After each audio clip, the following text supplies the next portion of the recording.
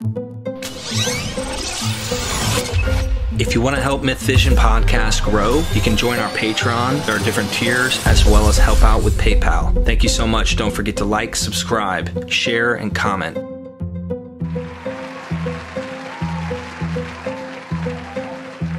We are Myth Vision. Welcome to Myth Vision Podcast. Your host, Derek Lambert. Got a head full of butchered hair under this hat. And I'm going to be interviewing another Derek, which tells you it's going to be a great show, hands down. Derek Bennett, who's been on the show before. We've talked about mystery schools. We've talked about, or better yet, mystery cults. The idea that a religious view or these type of movements exported into the region in which these people started to practice strange things that are foreign to Judaism. But anyway, he is an author and an author of the book Addictus. You can find that in the description, as well as a Patreon to help contribute to what he does. He puts blogs all the time on Facebook, but also is going to put them on his Patreon for you guys to see some stuff you're never going to see in Sunday school. You really have to scour and know where to find some of this material to find how he patterns mystery schools, mystery cults, Christianity, and sees syncretism, all sorts of amazing stuff. And with that being said, I think you're possessed by Satan, the devil, and Lucifer all at once today or something like that? Yes. I am really feeling the Holy Spirit right about this moment. But it's all bad. It's all bad. It's like Arnold Schwarzenegger says in True Lies, but they were all bad. That was awful impersonation. You did better than I could. I do the get to the chopper, you know, turn but this I can't. off now. I completely understand. We Don't agree. stay with us. Stay with us. Lord. What are you bringing? What do you, you've given me a hint. So what is going on, Derek? Well, so Halloween is fast approaching, and it's mid-September, but next month is October, and as you know, the entire month of October essentially is Halloween.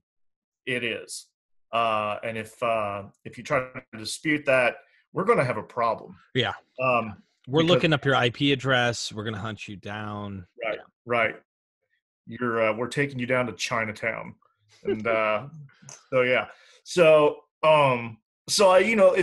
if you're like me and you enjoy the macabre, the dark stuff, because we atheists are equally Satanists and we eat babies, and that's a given. But yeah, that stuff is fun, and that's what makes Halloween so enjoyable and fun. So I figured we would dive into the origins of Satan, of hell, of demons, demonic possession, and exorcism, because if there's one key takeaway from all this, I want you to understand that this is a multitude of traditions that kind of coalesce, especially by the time we get to Christianity. But we've got multiple rivers, multiple tributaries flowing into this ocean, as it is with the entire Bible. So let's start off with Satan. Sounds good to me. Yeah, so Satan was, of course, the name Satan or Hasatan means adversary or accuser. And sometimes it's used generically in the Hebrew Bible. One can be a Satan, as in an obstructor or accuser. But there is also, of course, the divine, the definitive Satan, as we see in the Hebrew Bible, who evolves and progresses into something more when we get to later Judaism and the New Testament. But he's first introduced in Job, and here he's not the adversary of God, rather he is the adversary of man. He's sort of God's right hand man doing his dirty work, so to speak. He's his divine prosecutor. He's sniffing out whether or not people are truly loyal to God Almighty. So when we first come across Satan in the book of Job, the sons of God approach God, and along with them came Satan, which more or less implies that he is one among the 70 sons of God, or the 70 sons of El, as it was in the old Canaanite pantheon, which still persists to some degree in the Old Testament, because let's face it, the Israelites were indigenously Canaanite. So Satan has been, he asks, where you been, Satan? I've been roaming throughout the earth and back and forth in it. This is very much akin to the ancient Egyptian Shammai, or wandering demons. So there's sort of a link or tie in there. And what Satan does is he metes out tests and punishments as God allows. So, and there are even verses where, Satan was at God's right hand, or at his right side. Again, he's part of the divine assembly. He's not the embodiment of evil. He is simply, as we've said, the accuser, the adversary of man, who does God's dirty work. It's not until the post-exilic period. So that's the period following, of course, the Israelites were taken into captivity by Babylon. That forms much of the backdrop of the Old Testament. All of the mourning and grief and bewailing of that period in history. But then later the Persians come busting in under King Cyrus, and the Jews are liberated, and they're allowed to go back to their homeland and rebuild the temple. And among the Persians was the religion of Zoroastrianism, which Cyrus himself was a Zoroastrian. And you can see in the writings that stem from from that period on, the impact of the Zoroastrian faith, a religion, on Judaism. And it's during that post-exilic period that Satan becomes equated with Ahriman, who was the evil anti-god in Persian Zoroastrianism. He was the opposer of the wise Lord Ahura Mazda, and he represented chaos and evil and had his own demons and so forth. There was this cosmic dualism between good and evil, the sons of light versus the sons of darkness. That's where a lot of this stuff comes into play, again, in later Judaism and in Christianity. So in the younger Avesta of Zoroastrianism, we see Ahriman tempts Zoroaster by promising him sovereignty over the whole world, very similar to the gospel narrative between Jesus and Satan. Ahriman was the creator of vermin, snakes, and scorpions. So we see in Luke chapter 10, verse 18, the use of snakes and scorpions by Satan. That's a telltale vestige of Zoroastrian influence and Ahriman. And of course, in the end, Zoroastrianism had a whole eschatology, that is, end times schema, which we see come into play, and of course, later Jewish texts in the Old Testament. And Ahriman will eventually be vanquished. He will be cast into the river of molten lava, where the righteous will pass through this molten lava unscathed, but the wicked will be burned. And Ahriman will go into the lake of fire, a river of molten metal, and there he'll be vanquished, much like Satan in the New Testament and Revelation. So very interesting sort of evolution of the character of Satan, how he begins and how he ends as a result of the sort of historic influences of the time and religious syncretism. That is fascinating. I mean, it just shows you that using the Bible to interpret the Bible doesn't work out so well, number one. If you really want to know what some of this stuff means or where it comes from, you want to investigate outside. You want to look beyond. You don't just want to stick to your canon, but also showing evolution within the narrative.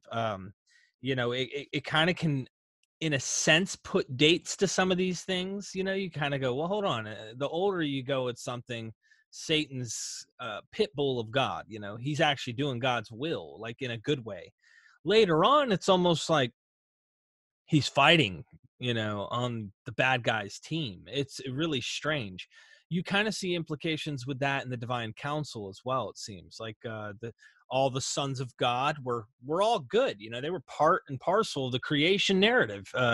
They were there and helped them create man in their own image and all that kind of stuff. And then what ends up happening, it seems like they got corrupted. And this is where I think we start rabbit trailing into later on traditions that become fallen angels and all that cool stuff. But I love this. This is interesting. I really do. And modern Satanism, I was talking to Dr. Price, isn't even what a lot of people think. They get all afraid when they hear it. They don't even realize most of these guys don't even believe in a Satan. And he says the ones that do and actually worship him as a god, he said they're just idiots. Like they're just idiots. So I think that's funny. Anyway, I'll shut up, man. No, you're good. No, as I understand it, I've got a friend or two who is a Satanist. And as I understand it, it's really more of a humanist movement than anything, because of the sort of anti-humanistic proclivities of Christianity, where you're taught to look down on yourself as a dirty, rotten sinner. Modern Satanism is trying to see us in a better light. So it's not about it's not about eating babies or sacrificing them or cooking them or anything inherently evil. Interesting bit about the fall of Satan.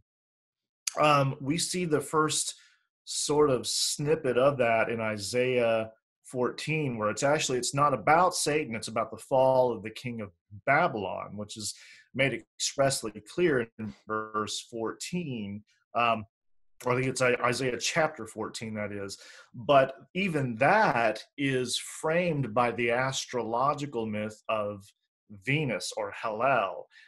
Venus was the bright and morning star, the light bearer, Lucifer, if you will.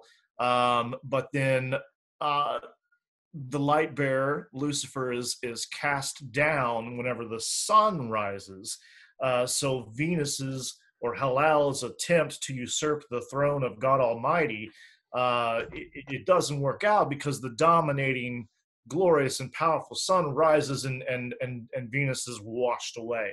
So that's where some of this astrological sort of personifying or allegorizing natural phenomenon comes into play. So that's another interesting little tidbit there. And it's not until even later works, such as those found in the life of Adam and Eve, that you have this fully fleshed out story of Satan's fall from grace and his being kicked out of heaven. So that's not really explicitly ever told in the Bible. Christians just kind of assume that it's there. Everyone tends to assume that it's there, but it's not. Kind of like there's levels in hell. Everyone doesn't really, like Dante's Inferno didn't take that became as important as scripture to a lot of Christians. So today they talk about, well, in hell, there's a special place for you. And it's like, what do you like?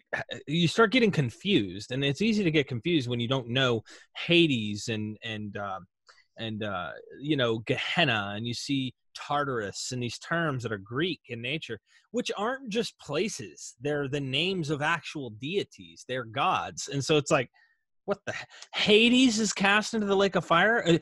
You mean a place is cast into another place, or is it a being?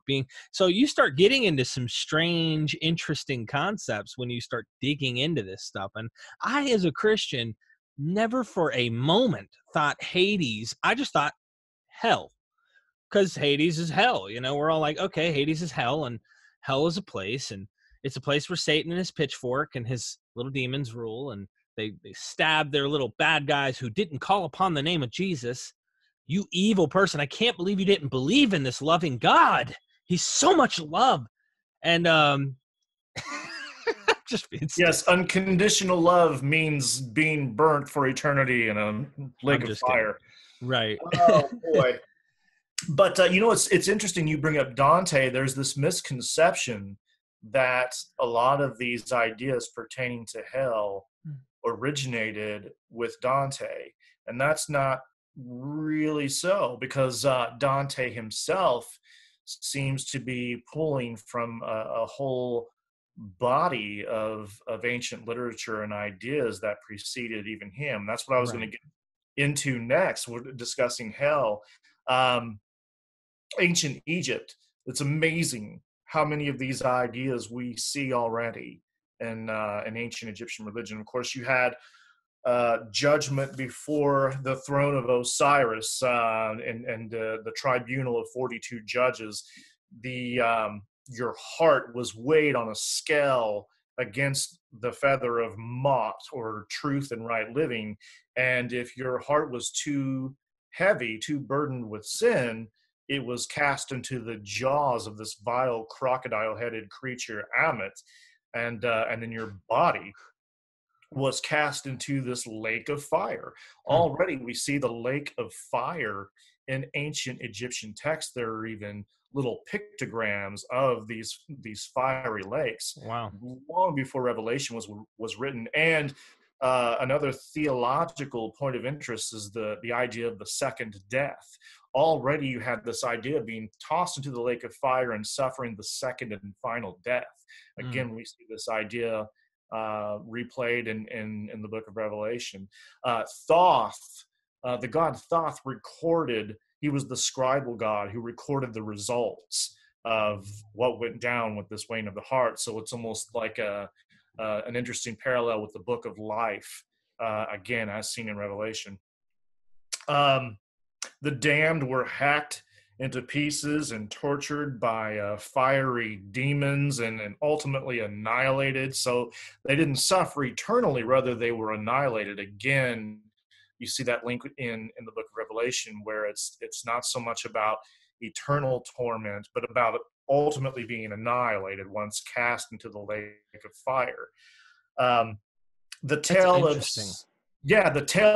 of Sea Osiris is an interesting precursor to the story of the rich man who's suffering in hell and the poor man Lazarus, to whom he tries to appeal in that parable in Luke.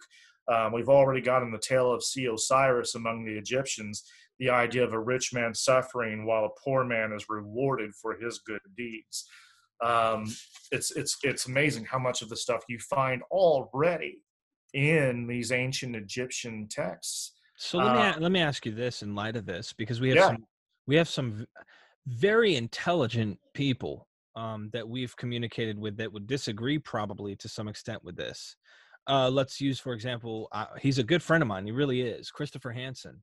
Mm-hmm. And he is a skeptic. I'm so glad he is, because it challenges us to think harder, to really think, is this really the case? And one of the things I like about him is he tries to stick in the milieu and like focus on what it is. But I don't know if he would deny some of that. In fact, I think he might agree with us to some degree that, like, okay, I agree that like these concepts may have carried on, from older religious thoughts and such. I think where he has his issues when you start to look at some of the more parallels type stuff, when you start to parallel, like as if it has authentic genetic connections and things like that, where like I recently was reading in Dennis MacDonald's book on the Dionysian Gospel, he goes in this introduction explaining the Johannine tradition, all this stuff, right? And he goes, let me quote a few scholars for you. He quotes a few scholars and he says, but notice they stop short of saying this is literally constructed from the Dionysian, Euripides, Bacchae, whatnot, from that narrative. And he goes, I'm going to show you by taking a step further that I think there's a genetic construction from the narrative. And the argument the scholars say is, well, this stuff floats in the air. Like, it's almost like because it was in the air during this time, in this cultural context, everybody knew Dionysus did this. So it was easy to say in your mind, oh, Jesus, let's something similar like this, but not looking at the text. And he thinks that they're wrong. Of course, they stop short of going all the way and saying, guys, like, here's a literary connection. And Dr. Price would agree with you more. So what do you think? Do you think some of our skeptic friends would be reluctant to jump on board with what you're saying and suggesting here? Or do you think he probably would agree with you to that? Um, you know, I try not to be too bold in the claims that I make. So, I'm not usually saying that, my goodness, the biblical authors must have sat down with the gospel of the pagans and just started plagiarizing this straight from the books. Right. But it is rather the more, I guess, sophisticated view that certain ideas were prevalent during that time. In some cases, there may be a direct literary borrowing or genealogical connection, but at the very least, there's an analogical one, that it's just kind of cut from the same cloth, from the same general thought world, Right. that this was all part of the mythic consciousness of the times. That's really, I think that's the least you can say. And I think you're out of your mind to doubt that. But I do think where a lot of these people have a problem is that if you're going to draw parallels, they had better be from the immediate Greco-Roman or Hellenistic world. And if you go beyond that, you're just straying too far. So, for instance, if you're going into parallels from ancient Egypt, well, that's a much more archaic, culture, the one where there's this a much greater distance in time, at least. So that's just going a hair too far. I disagree because if you look at the historical context, for one, Egypt ruled Canaan during the New Kingdom period for half a freaking millennium, from the 16th to 11th centuries BC. That's 500 years. And we have archaeological artifacts in Palestine, in the Levant, of ancient Egyptian religious type. I don't know, I'm repeating myself, religious artifacts. Right. We have allow myself to introduce myself. But you have these ancient religious Egyptian artifacts in the Levant, in the Palestine, and some of them of Osiris himself. Right. So there can be no doubt that he was known there. In fact, in the Archaeological Study Bible from Zondervan, so these are not atheists with an axe to grind. They talk about the explicit parallels in Psalm 78 with an ancient Egyptian hymn to Osiris, where Osiris rules over the land, and his regent on earth is Horus, just as God ruled over Israel, and his earthly regent was David. Even they admit this stuff, although they put their own apologetic spin on it by saying, but here's why the Bible in particular is special and unique. But they're admitting that this parallel is there. That's from Zondervan. Ancient Egyptian love poetry closely aligns itself with what you find in the Old Testament, including the Songs of Solomon. I mean, if something as mundane as that is found in there, then good grief, what else? And then, of course, there was, as a result of Hellenism, there was the inflow of Egyptian religious practices into the Greco-Roman world. You have to realize that Greeks and Romans looked to ancient Egypt with all the kind of awe and reverence that we today look to the Greco-Roman world. And those links have been established. And of course, that's why the cult of Isis and Osiris was so popular in the Greco-Roman world. We know that Plutarch speaks of them. Surely Firmicus Maternus in the 4th century is still witness to this cult. He never says that it is the cult of Osiris, but it sounds so much like the Osirian cult that there's almost no doubt that that's what he's talking about. Josephus mentions Osiris by name. I mean, there's no doubt that these guys knew about this stuff. And it was during the Ptolemaic reign, during the rule of the Ptolemies, that many Jews flowed into Alexandria. And of course, the Ptolemies ruled over Palestine even during some of that time. So even during the later Hellenistic age, you had these inroads, so to speak. And of course, there's the fact that Palestine itself was a popular trade route between Egypt and these other cultures to the north. So, you know, if you're going to talk about the historical setting and context, if I may speak plainly, there's a real ignorance in thinking that ancient Egypt would not have been pretty impactful. Right. And so I kind of took you on the yellow brick road to show you the Wizard of Oz, but I think it's somewhat in this vein in terms of where Satan and a lot of different deities may come from, or how they evolved and what demons are. I mean, where do demons come from? And I know we're probably not there because you were going to touch on hell, but, you know, it makes me wonder, like, you know, I went to church, and we had a church that did the whole thing, you know, like we cast out demons. And what did we do when we went to lay our hands on people who needed demons cast out, or we thought we were going to cast out spirits and demons? We go, we rebuke you, Satan. What? Hold on. I thought I'm casting out a demon. Why am I rebuking Satan to cast out a demon? It's just a Christian. We hear it from another Christian who says it, who laid their hands on someone who's trying to cast out a demon. Demons, Satan. What's going on? Like, aren't they different? Isn't this a different, totally different arena? Why are you saying, Satan, I rebuke you, when you're talking to a demon? I don't know. Talk to me.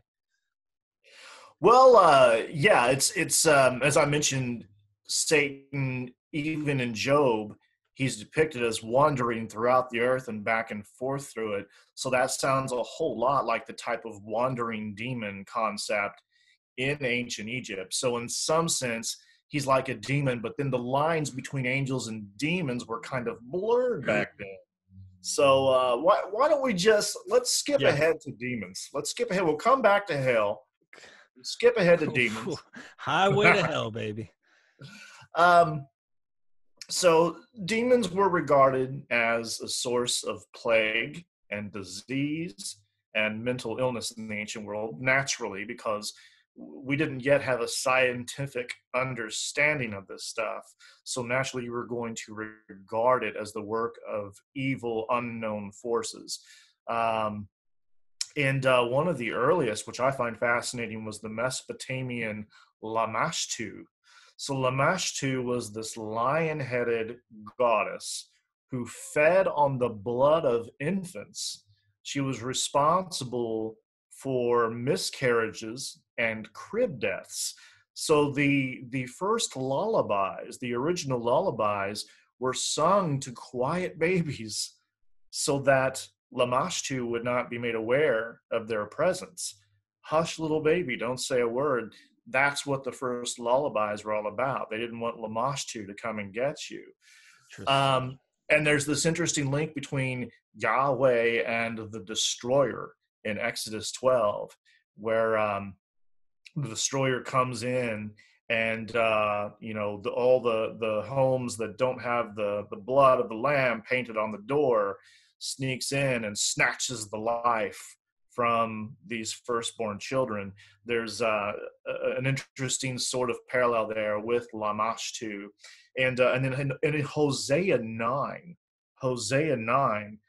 he's reaching out to Yahweh, to God, and saying, give them, Lord, what wilt thou give? Give them a miscarrying womb and dry breasts, talking about snuffing out the life of these children. And again, an interesting parallel with Lamashtu. And also when it comes to the abortion debate, oh my goodness. Pardon me for saying so, but hush, little Christian, don't say a word, for here we have God um, giving into the will of Hosea by causing women to miscarry and have dry breasts and slaying even the fruit of the womb of the children of Ephraim. Yikes. Wow. But of course it's okay when God does it, Yeah, because yeah, yeah, yeah. he has the right to. Yeah. So Something ambulance. interesting, real quick, and I want you to keep that in mind. Ambulance. Okay. Do you remember the movie Dragons or Dragon? It's a Bruce Lee movie.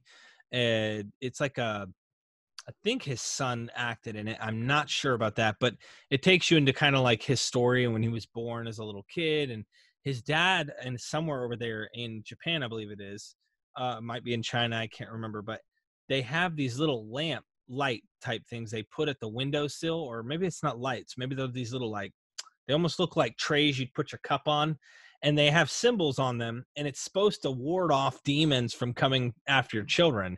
So they have something too. Like every culture seems to be having something as an explanation, a Right. superstitious Right. explanation for what happens. It's almost like in one culture, you'll have something that has its counterpart in another culture. So there must have been this free flow and exchange of ideas. And granted, there are distinctions to be made between cultures. There's a whole lot of commonality as well. So, this argument about cultural context, not to say that that doesn't matter, but you're sticking your head in the historical sands, not understanding how truly pervasive a lot of these mythic motifs really were. So amulets and Interesting. talismans, yes, amulets and talismans were used to ward off these evil spirits and demons, and sometimes you would appeal to one spirit or demon in order to ward off another. So the ancient demon Pazuzu was used to ward off Lamashtu. And if you're wondering who Pazuzu is or what he looks like, look no further than The Exorcist. It's actually the image of Pazuzu that is used in that film. So that's he's one that's very much alive in sort of popular culture, so to speak. Wow. That's crazy. You know what's crazy is I'm over here, I got my thing on mute, and I'm over here like saying something, then I unmute it, then I'm trying to mute it, and then I just wanted that one to sink in, baby. just hold on, let me turn around, and then your head, you know what I mean? I just blew your myth vision mind. Huge. We talked about among ancient Egyptians the Shammai, who are the wandering demons. They were responsible for possession, mental illness, death, and plague, and they punished humans by the will of the gods. Again, a very interesting parallel with Satan there. Sekhmet was another lion-headed goddess. Apparently, lions were associated with evil in some way, because she was a lion-headed goddess just like Lamashtu, and she struck Egypt with pestilence and plague with her 7 deadly arrows.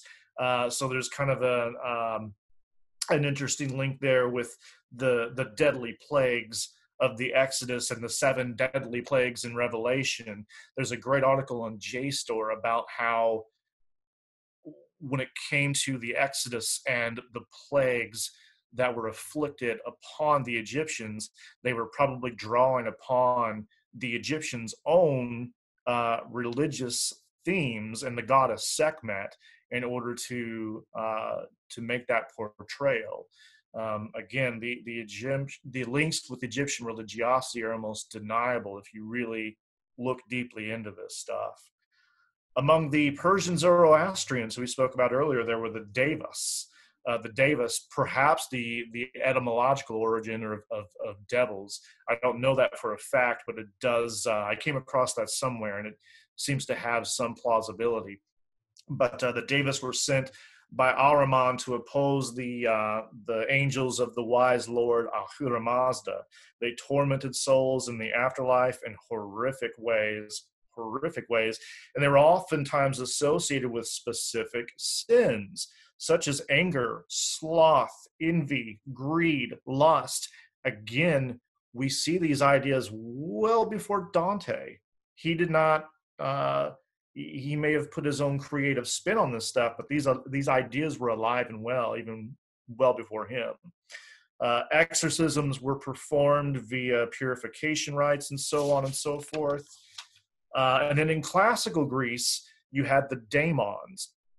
They were not inherently evil. Oftentimes, they were benevolent beings who were sometimes identified with the soul. So you could speak of one's daemon as their benevolent soul that continued to live on after their death. It was only later in the Hellenistic age, after the conquest of Alexander the Great, that daemons became divided into good spirits and evil spirits. And then, of course, what did Christianity do with daemons? They reserved the term daemon for only the evil spirits. Those were the daemons. In a monotheistic religion, you cannot have other divine beings among gods. So just as they streamlined the pantheon long ago, making Yahweh the only God and synonymous with El, you weren't going to bring in daemons and have some as divine beings, perhaps angels, of course, but this was primarily going to be evil spirits. That's how they chose to inherit and adopt that idea. You have Lucian of Samosata talked about those who free possessed men through exorcism. Celsus compares Jesus to sorcerers who drive out demons. Apollonius of Tyana performed exorcism and drove out demons. Now, clearly, Christian apologists are quick to point out that the story of Apollonius from Philostratus is from the 3rd century, so it post-dates Christianity.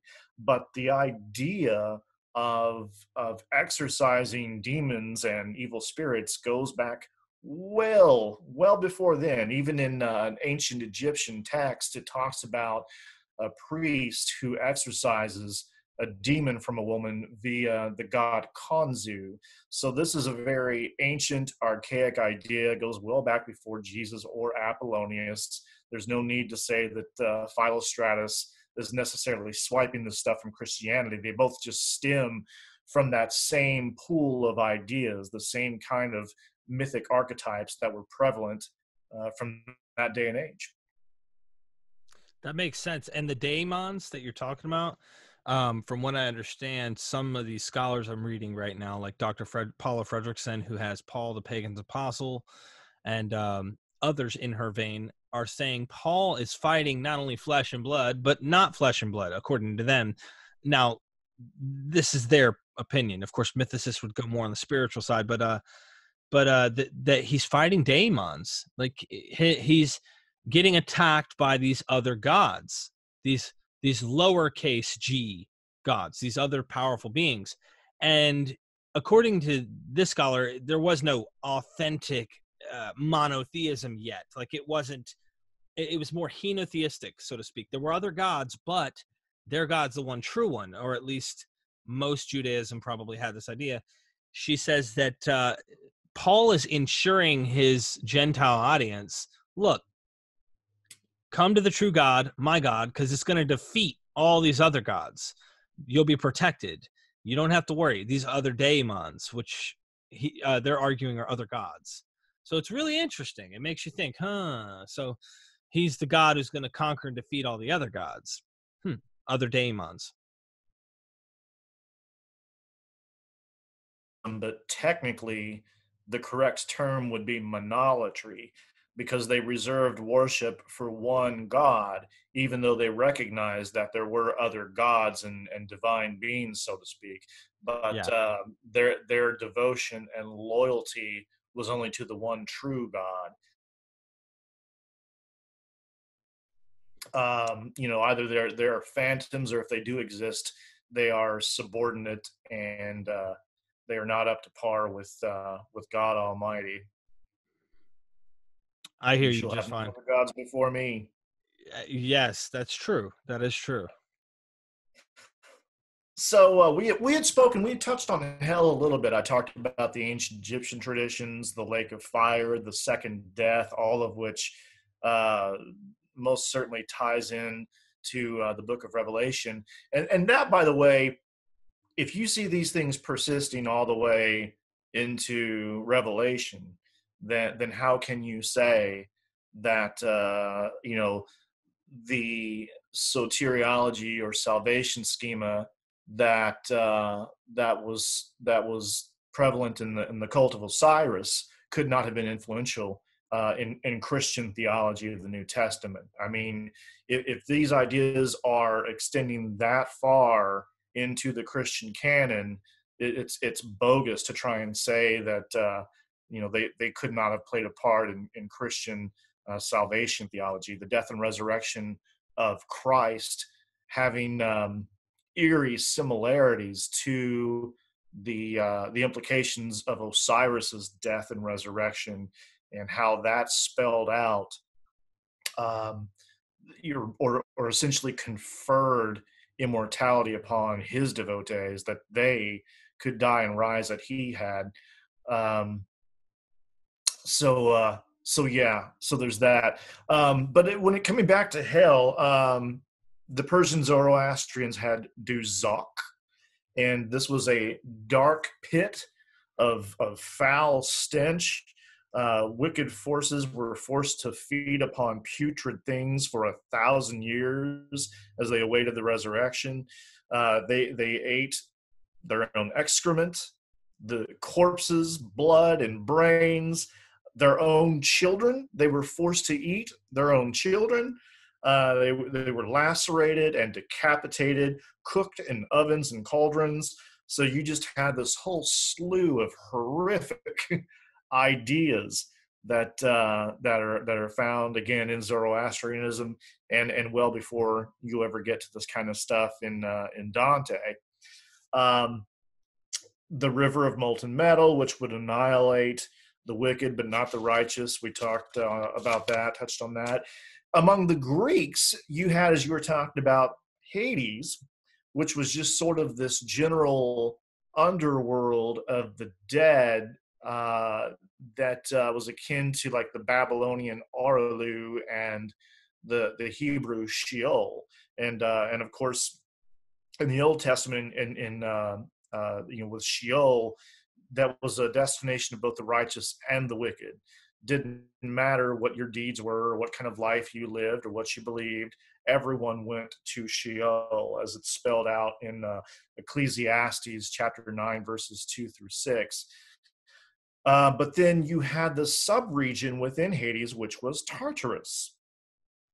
Tartarus was a place of punishment for unjust and impious souls, according to Plato, as he mentions in the Gorgias. Second Peter uses the term Tartarus as a destination of wicked angels, so no doubt they were aware of these ideas. And in Virgil's Aeneid, I never know how to pronounce that any better than you do, but in Virgil's Aeneid, the hero catches a glimpse of Tartarus, and he notes it's a swift river of red-hot flames and a guardian in a blood-wet dress. The way he describes that is so poignant. He hears groaning and lashing and dragging chains. And it's interesting when you talk about the fiery realm and the sort of rivers of flowing fire. Those who inhabited the region in southern Italy would have been witness to the active volcanoes in that region.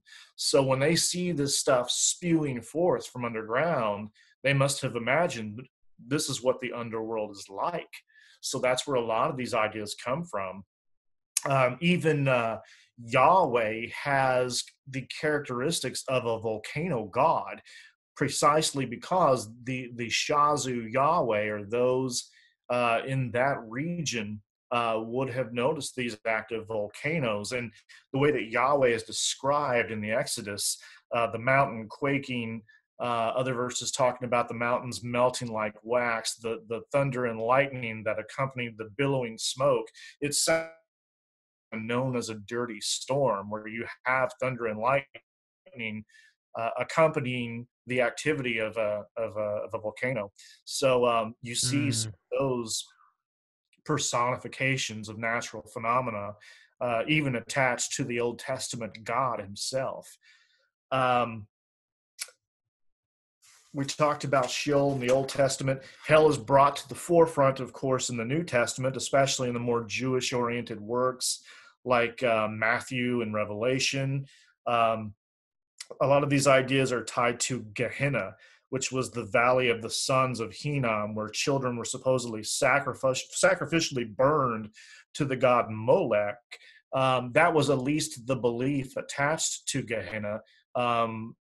What we know from archaeology is that more than likely it was just a dump, a place of refuse where the stuff just burned day and night, and that kind of became associated with these ideas about hell. So again, you just had this multitude of ideas and traditions kind of flowing together, precisely because there are similarities and analogies between them.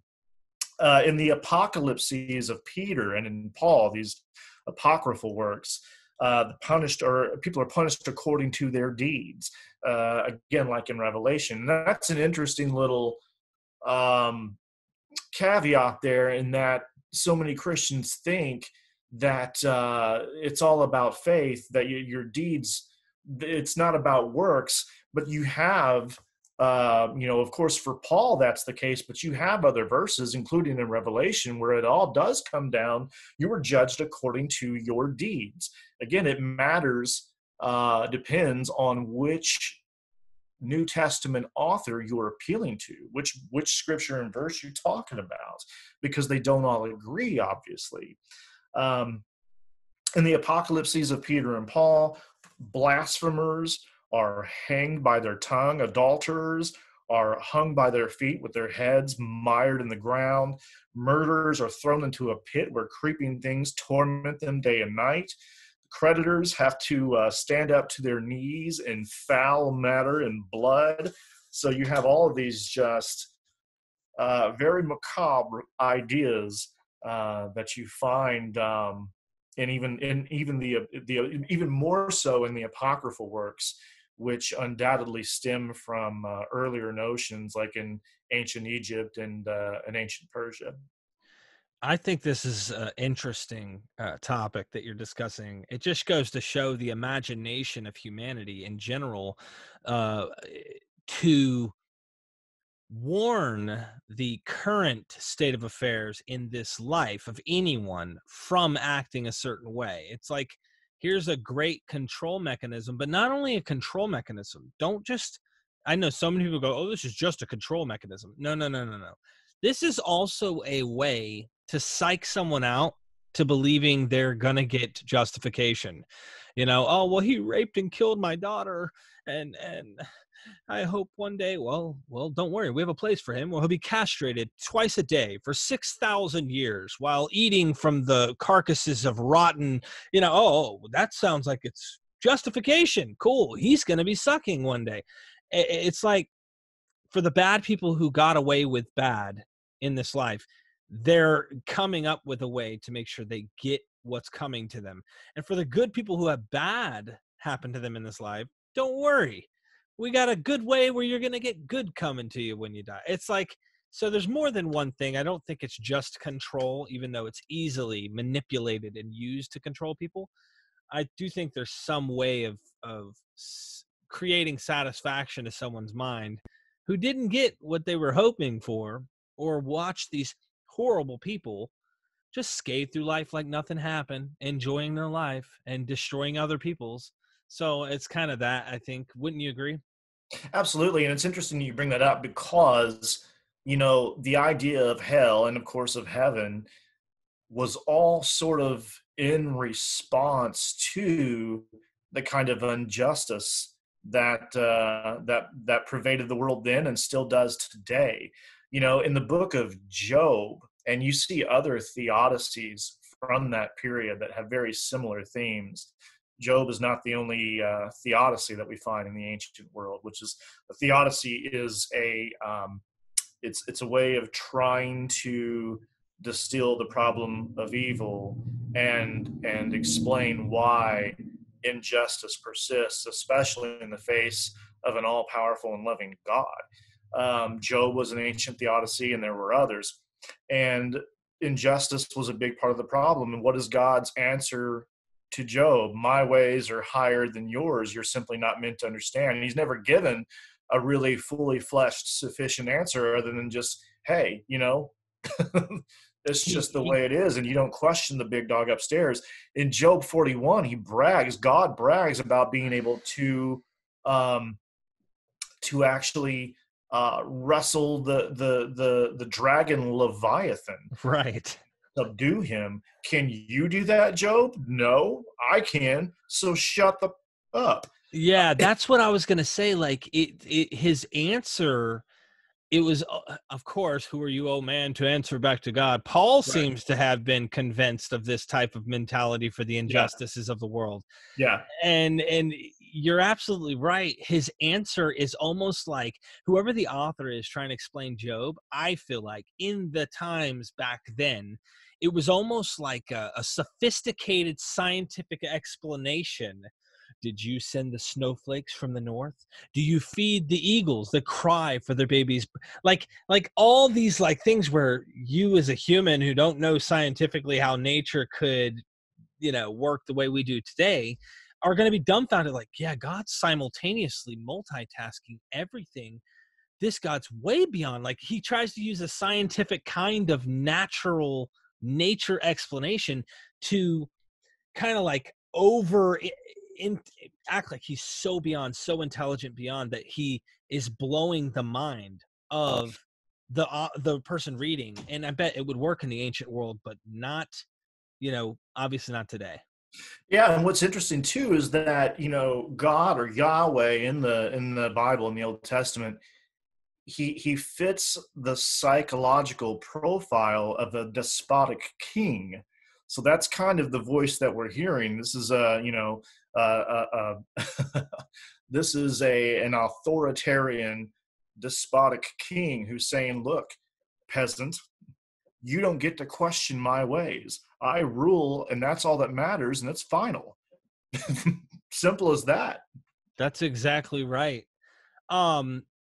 Derek, my wife just walked in the door, and I've only got a few more minutes. So if you would take us out with whatever you have remaining and tell people how they can help support what you're doing.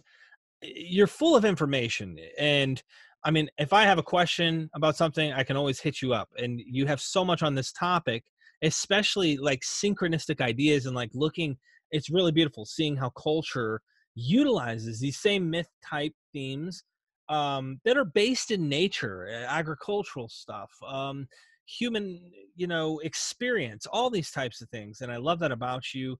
You're my brother, and I want others to be able to help and support you and to do whatever's necessary, especially with addiction too. We need to do a show on that and how being non-religious and yet staying off drugs work. But with that being said, is there anything you haven't touched on? And tell them how they can help you too. I was just going to wrap, I guess, with the idea of Satan and hell and demons. As I had mentioned, this was a response to injustice in the world. And what's interesting is they seem to have found an answer, which was resurrection, or having an opportunity, perhaps not in this life, but in the next life. You will be rewarded or judged or condemned according to your deeds, so everyone would get theirs in the end. That was the answer to injustice in the world, in Christianity, as it was becoming in other religions as well. Even in the mystery religions, it talked about those who hadn't seen the light. Oh boy, no one knows what awaits them. So it's of course because of the kinds of trials and tribulations of the time that they came up with this idea that still captures the imagination to this day. We have That's nothing to fear of hell because, as is clear, we can trace Satan, demons, hell, whatever you want to talk about. All of this stuff we can trace its literary and mythic origins. And what's sad is this idea that persists in Christianity, that hell should be a place not just of sinners but of non-believers, which is talk about that there's no justice in that. You know, how could you fault someone who's born in Iran for being Muslim, or someone in Tibet who is Buddhist? We are a product of our cultural environment.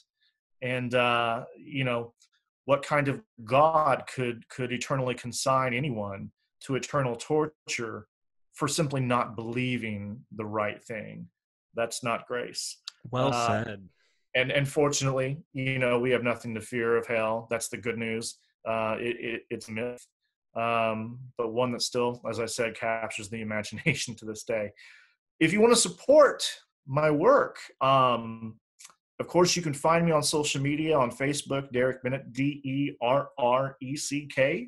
my own unique spelling, Bennett. But I will soon be posting a lot of this stuff to my Patreon, which I just got that started today, setting that up. So that would be, I think, one of the best ways in which you could support me and what I'm trying to do. And I'm a lot more eloquent in written form than I am verbally, but it's a much easier medium for me.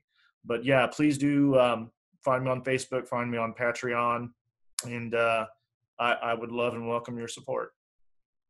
Thank you so much, brother. I really do appreciate it. Go help him out. Join the Patreon. Become a patron. And, you know, we'll be seeing you back here on Myth Vision for sure. You just did an interview with my buddy Tim Mills, and on his show, Harmonic Atheist, which was really good. Your story is a very interesting one, which I really do learn a lot from you. You know, when you write, like you said, your writing is very well done. It makes a lot of sense. It's dumb enough for me to understand and smart enough for me to learn something from it. But it makes really clear sense. And you always have a really pretty picture. I was actually going to contact you and say, where the hell are you paying for these images? Because they're so high quality. I look on Google and they always have like low quality images. So I was wondering where you're getting them from. But keep it up, man. I really do appreciate it. And we'll be touching on more on this topic. Probably do some collaborations in the future where you come on and we'll talk about some of these things, because there's so many names of gods and places and deities and things that are just, it's interesting to hear that other stories and other religions have this. That's what's made me personally see behind the curtain and see there's a magic trick for me, was knowing that it wasn't unique to this one religion, and that this stuff does outdate in prior and existed after the 1st century or the books of the Bible, which really blew me away and said, I had to ask questions from there. And I did. And questions started to come up with answers that led me into more questions, which made me just start becoming more of a skeptic, which is I think, a fair position to hold. And so anyone who's watching, if you ever get a channel up, like I said, we'll put that in the description. But for now, he's got the book Addictus and the Patreon, and get him on Facebook. I'll set those 3 links down in the description so you guys can join Adam as a friend, message him, whatever you like. Do you have an email? Email is just my first and last name at hotmail.com. That's simple. I'll put it in the description too. Yeah. And so with that being said, thanks, man. Thank you. Pleasure as always. Absolutely. And don't forget, we are Myth Vision.